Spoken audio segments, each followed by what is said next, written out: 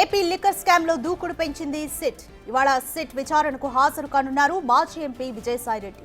10 గంటలకు విజయవాడ సిట్ ఆఫీసులో ఎంక్వైరీ మొదలు కానుంది. లిక్కర్ కుంభకోణం కేసులో సాక్షిగా హాజరు కావాలంటూ విజయసాయికి నోటీసులు ఇచ్చింది. వైసీపీ ప్రభుత్వ హయాంలో జరిగిన మద్యం కుంభకోణం కేసులో మాజీ ఎంపీ విజయసాయిరెడ్డి చెప్పే అంశాలు కీలకం కానున్నాయని సిట్ అధికారులు భావిస్తున్నారు.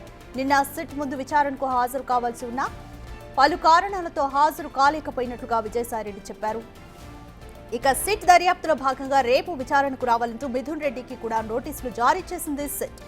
ఒక్కరోజు గ్యాప్తో విచారణకు విజయసాయి, మిథున్ రెడ్డి వస్తున్నారు.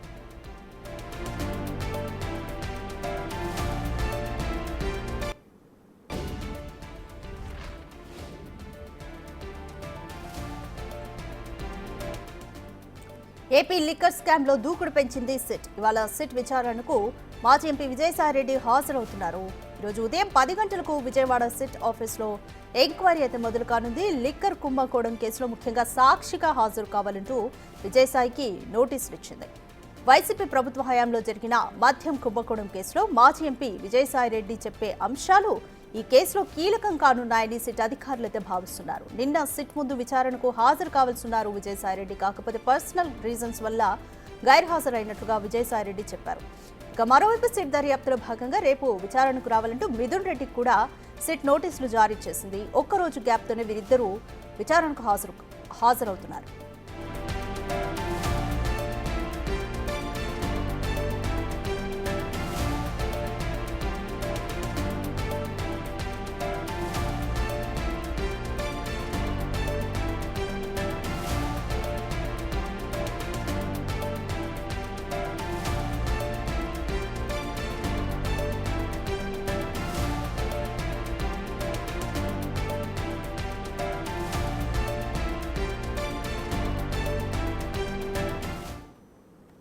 రైట్, మోర్ డీటెయిల్స్ మా ప్రతినిధి శివ అందిస్తారు. శివ, ఏపీ లిక్కర్ స్కామ్ కి సంబంధించి సిట్ విచారణకు ఈరోజు విజయసాయిరెడ్డి హాజరవుతున్నారు. మిథున్ రెడ్డి కూడా ఒక రోజు గ్యాప్ తో హాజరవుతున్నారు.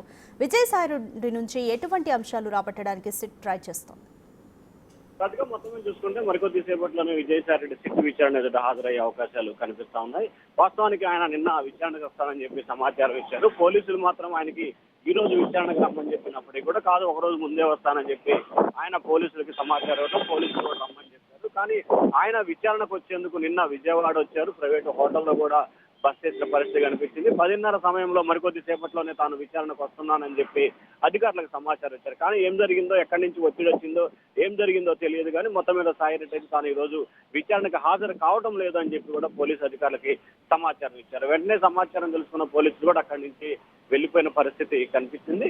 మరొక వైపు విజయసాయిరెడ్డికి సంబంధించి కూడా అసలు గత ప్రభుత్వ హయాంలో మీరు కీలకంగా వ్యవహరించారు.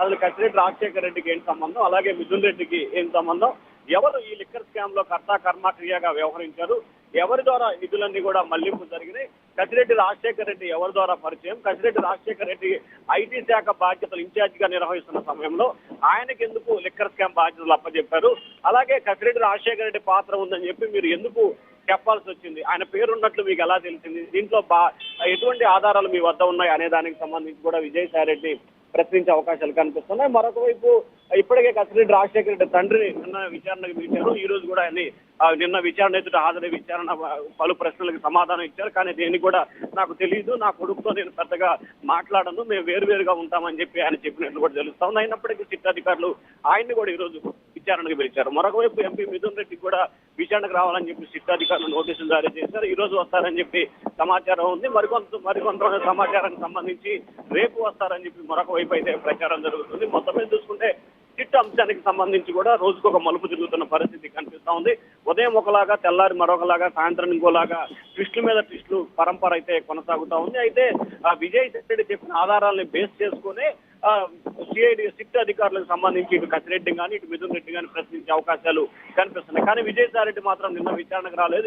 ఈ రోజు విచారణకు వస్తానని చెప్పి సమాచారం ఇచ్చినట్టు తెలుస్తోంది. మరి ఈ రోజు కూడా ఆయన విచారణకు వస్తాడా లేదా అనేది కూడా ఉత్కంఠ అయితే కొనసాగుతా ఉంది. చూడాలి ఈ రోజు మరి విజయసాయిరెడ్డి, మిథున్ రెడ్డి, కసిరెడ్డి రాజశేఖర్ తండ్రి విచారణ కనుక వస్తే ముగ్గురిని వేరువేరుగా విచారించి ఆ తర్వాత ముగ్గురిని కలిపి విచారించే అవకాశాలు కూడా కనిపిస్తున్నాయి.